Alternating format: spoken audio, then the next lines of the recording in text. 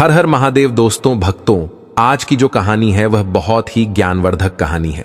अगर आप भगवान भोलेनाथ के सच्चे भक्त हैं तो इस कहानी को पूरा सुनिएगा और बेल आइकन पर क्लिक करें ताकि हमारे आने वाले वीडियो आपको सबसे पहले मिले। चलिए कहानी शुरू करते हैं। प्राचीन काल समय में एक नगर में एक सेठ और एक सेठानी रहते थे। उनके पास अन्य धन की कोई कमी नहीं थी, लेकिन वह लोग अपने जीवन में कभी भी कोई दान दक्षिणा, कोई धर्म पुण्य का कार्य नहीं किया करते थे। अपने जीवन में उन्होंने कभी भी धर्म पुण्य का कार्य नहीं किया। अपने जीवन में उन्होंने कभी भी किसी को दान दक्षिणा नहीं दी और उनका कोई खाने वाला भी नहीं था। उनकी कोई संतान नहीं थी। जिस जगह पर उस सेठ की हवेली थी उसी के पास में एक पीपल का वृक्ष था और उस पीपल के वृक्ष में एक सुंदर सी चिड़िया रहती थी। चिड़िया ने उस पर अपना घोंसला बना रखा था। चिड़िया के दो छोटे छोटे बच्चे थे। चिड़िया रोज नगर में दाना पानी चुगने के लिए जाती और दाना पानी चुगने के बाद वापस अपने घोंसले में आती और अपने बच्चों को खिलाती। चिड़िया रोज नगर में जाती और दाना पानी चुगने के बाद वापस अपने घोंसले में आ जाती और अपने बच्चों को दाना खिलाती। चिड़िया रोज उस सेठ के घर पर भी जाया करती थी, लेकिन वहां पर उसको एक भी दाना नहीं मिलता था तो चिड़िया वहां से आगे चली जाती। जब चिड़िया अपने मन में यह सोचने लगती है कि पूरे नगर में सबसे बड़ी हवेली इसी सेठ की है और वह धनी व्यक्ति है, लेकिन फिर भी यह कभी किसी को दान नहीं देता, कभी किसी भिक्षुक को भिक्षा नहीं डालता, कभी कोई धर्म का कार्य नहीं करता है, कभी कोई मंदिर में सहयोग नहीं करता है, कभी किसी असहाय व्यक्ति की सहायता नहीं करता है, कभी किसी असहाय जीव जंतु की सहायता नहीं करता है, न ही कभी पक्षियों को यह दाना डालता है। यह सेठ तो कंजूस है।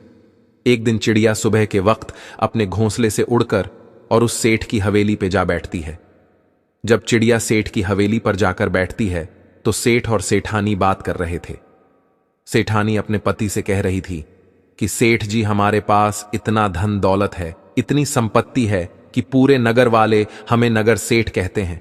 हमारे पास धन की कोई कमी नहीं है, लेकिन इस धन का हम क्या करें? हमारा कोई वारिस नहीं है, कोई पुत्र नहीं है। इस धन को खाने वाला कौन होगा?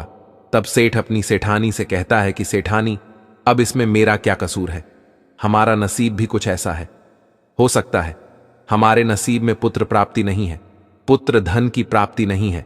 सेठ और कहता है कि अब जब तक जिएंगे तब तक इस धन को खा लेंगे, उसके बाद जिसके नसीब में होगा वह इस संपत्ति को खाएगा। दोनों पति पत्नी इस तरह की बातें करते हैं और वह चिड़िया बड़े गौर से सुनने लगती है। चिड़िया सेठ और सेठानी की पूरी बात सुनने के बाद वहां से के आगे चली जाती है और अपना दाना पानी चुकने के बाद वापस अपने घोंसले में चली जाती है। अब चिड़िया रोज उस सेठ के घर जाने लगी और उनकी पूरी बात सुनने लगी। सेठ की जो घर वाली थी वह सेठानी बड़े अच्छे स्वभाव की थी। उसके दिल में दया धर्म भी था। जब सेठानी रोज उस चिड़िया को देखती दी है तो धीरे धीरे सेठानी का उस चिड़िया से लगाव हो जाता है। अब सेठानी ने उस चिड़िया को सेठ से छुप छुप कर दाने डाल दी और चिड़िया दाना चुगती। ऐसे काफी दिन निकल जाते हैं। एक दिन चिड़िया मन में सोचने लगती है कि सेठानी बहुत अच्छी है, वह मुझे दाने भी खिलाती है, लेकिन उसके घर में पुत्र नहीं है। तब वह चिड़िया अपने मन में सोचने लगती है कि ऐसा क्या किया जाए जो इस सेठानी को पुत्र हो। चिड़िया सोचने लगती है कि एक औरत जब तक मां नहीं बनती है तब तक उसका औरत होना ही बेकार होता है। एक औरत का दुख दर्द एक औरत ही समझ सकती है। औरत का जीवन ही सफल तब होता है जब वह मां बन जाती है। एक औरत को सबसे बड़ा सुख तब मिलता है जब वह मां बनती है। यही सोचकर वह चिड़िया बड़ी दुखी हो जाती है और चिड़िया सोचने लगती है कि यह इतनी सीधी सादी सेठानी है, रोज मुझे दाना भी खिलाती है। ऐसा मैं क्या करूं जो इसके घर पुत्र जन्म ले और इनको पुत्र की प्राप्ति हो। और वह सोचने लगती है कि मैं ऐसा क्या करूं। एक दिन चिड़िया के मन में आता है कि क्यों ना मैं देवों के देव महादेव के पास जाऊं और उनसे इन सेठ सेठानी के लिए अर्जी करूं। यही सोचकर चिड़िया अपने पति चिड़िया से कहती है कि सुनिए जी, मैं कुछ दिनों के लिए कहीं जा रही हूं, आप बच्चों का ख्याल रखना, इनको समय पर दाना पानी खिलाना। इतना कहकर चिड़िया अपने घोंसले से उड़ान लेती है। चिड़िया उड़ती हुई जाती है, रात दिन उठती है, बड़ा परिश्रम करती है, भूखी प्यासी उड़ती रहती है और उड़ते उड़ते अंततः वह कैलाश पर्वत पर पहुंच जाती है। जहां पर महादेव और माता पार्वती रहते हैं। चिड़िया उड़ती हुई जाकर के माता पार्वती के चरणों में पड़ जाती है, और जैसे ही वह माता पार्वती के चरणों में पड़ती है वह बेहोश हो जाती है। माता पार्वती चिड़िया को अपने हाथों में उठाती है और चिड़िया को होश में लाती है। वह चिड़िया से कहती है कि चिड़िया, तुम कहां से आई हो? हे पुत्री, तुम बड़ी परेशान दिख रही हो। तब चिड़िया मां पार्वती से कहती है कि मैया, मैं बहुत दुखी हूं और बड़ी दूर से आए हूं। मैं अपने दुख के लिए दुखी नहीं हूं, किसी और के दुख के लिए बड़ी दुखी हूं। तब मां पार्वती कहती है कि पुत्री, आप मुझे स्पष्ट बताइए, आखिर बात क्या है, खुलकर बताइए। तब चिड़िया कहती है कि मैया, जहां मैं रहती हूं वहां पर एक सेठ और सेठानी रहते हैं।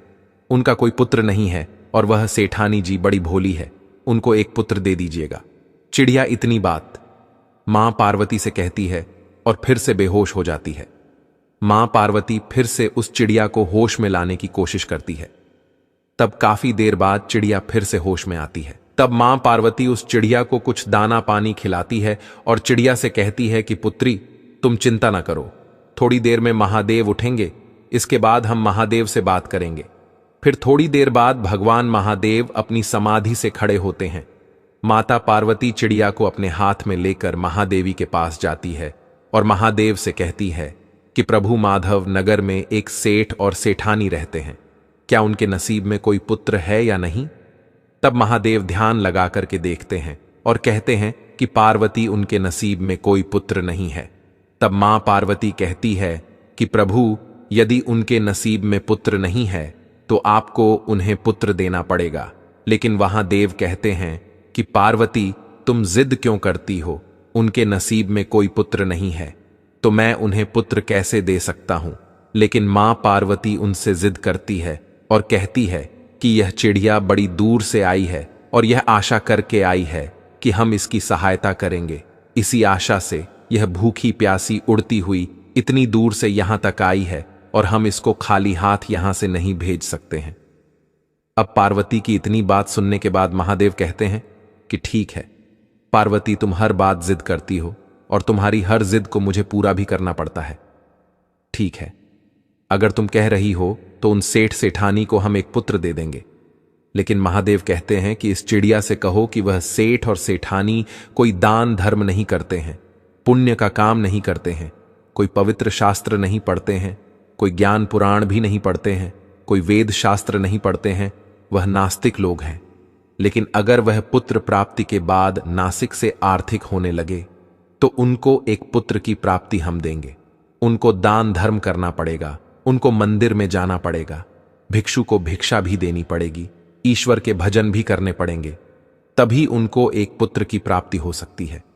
तब वह चिड़िया कहती है कि प्रभु, मैं अपनी तरफ से पूरी कोशिश करूंगी कि वह सेठ सेठानी मंदिर भी जाएं, व्रत त्योहार भी करें, दान दक्षिणा करें, मैं अपनी तरफ से पूरी कोशिश करूंगी।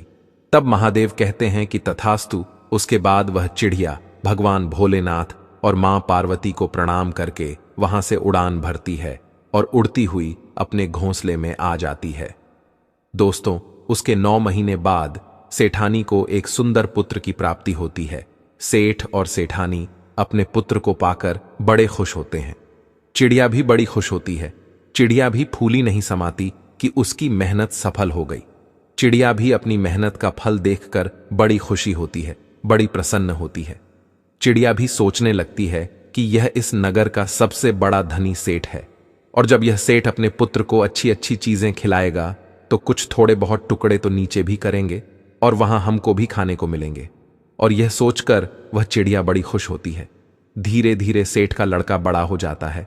एक श्रावण मास निकल जाती है, दूसरी श्रावण मास भी निकल जाती है, तीसरी श्रावण मास भी निकल जाती है और चौथी श्रावण मास भी निकल जाती है। जब 5वीं श्रावण मास आने को होती है तो वह चिड़िया बड़ी चिंतित होती है, बड़ी दुखी होती है। चिड़िया सोचने लगती है कि सेठ का लड़का 5 साल का हो चुका है और यह सेठ और सेठानी अभी तक कोई दान दक्षिणा नहीं करते हैं, कोई मंदिर में नहीं जाते हैं, किसी को भिक्षा भी नहीं देते हैं, कोई भी पुण्य का काम यह दोनों नहीं करते हैं। चिड़िया यह सोचकर बड़ी दुखी हो जाती है।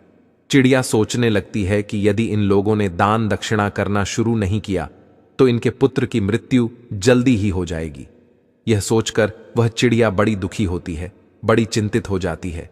चिड़िया सोचने लगती है कि मैं सेठ और सेठानी को कहूं तो कैसे कहूं। मेरी भाषा तो यह समझ ही नहीं सकते, मेरे इशारे को भी यह नहीं समझ सकते। अब मैं क्या करूं? यही सोचकर वह चिड़िया बड़ी दुखी हो जाते हैं। तब तक चिड़िया के बच्चे बड़े हो चुके थे। चिड़िया अपने बच्चों से कहती हैं कि बच्चों, और तुम अपना ख्याल रखना, मैं कुछ दिनों के लिए कहीं जाकर आती हूं। तब चिड़िया फिर से अपने घोंसले से उड़ान भरती है और सीधे कैलाश पर्वत पर जाती है। कैलाश पर्वत पर जाकर वह चिड़िया मां पार्वती के चरणों में पड़ जाती है और मां पार्वती चिड़िया को अपने हाथ में उठाकर कहती है कि चिड़िया पुत्री, अब तुम्हें क्या परेशानी है? तुमने जैसा कहा था वैसा तो हो गया है। सेठ और सेठानी को पुत्र मिल गया है। अब तुम दोबारा से फिर क्यों आए हो? तब चिड़िया मां पार्वती से कहती है कि मैया, सेठ और सेठानी को पुत्र तो मिल गया है, लेकिन सेठ और सेठानी को सत्य मार्ग पर लाने में मैं असक्षम रही। मैं उनको नास्तिक से आस्तिक नहीं बना पाई। मैं उनसे धर्म का काम नहीं करवा सकी। दोनों पति पत्नी अभी भी वैसे के वैसे ही हैं। न ही कोई मंदिर जाते हैं और न ही वह दान धर्म करते हैं, न ही किसी भगवान का भजन करते हैं। अभी भी दोनों पति पत्नी वैसे ही हैं। तब महादेव कहते हैं कि चिड़िया, फिर तो उनका पुत्र अल्पायु होगा। तब चिड़िया मां पार्वती के चरणों में पड़ जाती है और अपने सर को पीटने लगती है। कहती है, मैया, ऐसा नहीं होना चाहिए। उनका पुत्र दीर्घायु होना चाहिए, अल्पायु नहीं। चिड़िया इस बात को अच्छी तरह जानती थी कि जब पिता से कोई चीज मांगनी हो तो मैया के चरणों में पड़ जाओ। यदि आप मैया को राजी कर लेते हैं तो पिता अपने आप मान जाते हैं। यही सोचकर चिड़िया मां पार्वती के चरणों में पड़ जाती है और अपने सर को पीटने लग जाती है। जब मां पार्वती फिर से चिड़िया को अपने हाथ में उठाती है और कहती है कि पुत्री, तुम शांत हो जाओ, तब मां पार्वती फिर से भोलेनाथ से कहती है कि महादेव, ऐसा नहीं होना चाहिए। फिर चिड़िया कहती है कि मैया, मैंने अपनी तरफ से पूरी कोशिश करी थी उनको समझाने की, लेकिन वह लोग मेरी भाषा को नहीं समझ पा रहे हैं और मेरी इशारों को भी नहीं समझ पा रहे हैं। अब मैं करूं तो क्या करूं? तब चिड़िया कहती है कि मां, आप और भोले बाबा यदि वहां जाकर सेठ और सेठानी को सही मार्ग पर लाए तो बहुत अच्छा होगा। तब मां पार्वती और भोलेनाथ बाबा कहते हैं कि ठीक है चिड़िया, ऐसा ही होगा। हम बहुत जल्द सेठ और सेठानी के द्वार पर पहुंचने वाले हैं। फिर चिड़िया वापस कैलाश पर्वत से अपने घोंसले में आ जाती है। कुछ दिन बाद महादेव और पार्वती एक भिक्षु और एक साधु का रूप धारण करके उस सेठ और सेठानी के द्वार पर आते हैं और सेठानी से कहते हैं कि मैया, हमको बड़ी तेज भूख लग रही है, आप हमको भोजन खिलाइए। यदि तुम लोग हमें भोजन नहीं खिलाओगे तो हम तुम्हें शाप दे देंगे और तुम बर्बाद हो जाओगे। तब सेठानी हाथ कर कहती है कि बाबा, तुम मुझे शाप मत देना, तुम हमें शाप मत देना, हम तुम्हें जरूर भोजन खिलाएंगे। तब सेठानी साधु के भेष में आए देव और पार्वती को अपने घर के अंदर ले जाती है और अच्छे अच्छे पकवान बनाती है और दोनों को खिलाती है। वहीं उससे सेठानी का वह नन्हा सा पुत्र इधर उधर घूमता है। कभी वह महादेव और मां पार्वती को रोटी लाकर देता तो कभी सब्जी लाकर देता, कभी कोई मिठाई लेकर आता तो कभी कौन सी मिठाई लेकर आता। यह देखकर माता पार्वती बड़ी खुश होती है। मां पार्वती सोचती है कि यह महादेवी का प्रसाद है, इसीलिए इतना चंचल है। जब सेठानी साधु के भेष में आए, मां पार्वती और भगवान भोलेनाथ को भोजन करा देती है। उसके बाद महादेव और पार्वती उसके घर से जाने लगते हैं। तब सेठ और सेठानी दोनों आते हैं और हाथ जोड़कर कहते हैं कि बाबा, हमसे सेवा में कोई कमी रह गई हो तो हमें माफ कीजिएगा, लेकिन श्राप मत दीजिएगा। तब महादेव कहते हैं कि सेठ सेठानी, ध्यान से सुनो, गलतियां तो तुमने बहुत की हैं और गलतियां करते ही जा रहे हो। यदि इसी तरह से तुम रहें तो तुम्हारे पुत्र पर घोर संकट आने वाला है और तुम्हारा पुत्र बहुत जल्द इस दुनिया से अलविदा हो जाएगा। तब सेठ और सेठानी साधु के भेष में आए, भोलेनाथ के चरणों में गिर जाते हैं और कहते हैं कि बाबा, हमें कोई मार बताइए, अब हम क्या कर सकते हैं? बुढ़ापे में जाकर तो हमें पुत्र प्राप्त हुआ है और इस पुत्र को हम खोना नहीं चाहते हैं। फिर देव कहते हैं कि खड़े हो जाओ और ध्यान से सुनो, आज के बाद यदि तुम्हारे द्वार पर कोई भी आता है तो वह खाली हाथ नहीं जाना चाहिए। दान धर्म करो, तालाब खुदवाओ, लोगों की सहायता करो, जीव जंतु की सहायता करो, धर्म पूर्ण करो और श्रावण मास के सोमवार के पावन दिन को व्रत करो, ईश्वर की पूजा करो, ईश्वर का भजन करो। महादेव इतनी बात कहते हैं तब दोनों पति पत्नी हाथ जोड़कर महादेव के चरणों में गिर जाते हैं और कहते हैं कि बाबा हम ऐसा ही करेंगे। और सेठ और सेठानी से महादेवी कहते हैं कि तुम्हारे घर में जो यह पुत्र खेल रहा है, यह तुम्हारे कर्मों की वजह से नहीं मिला है।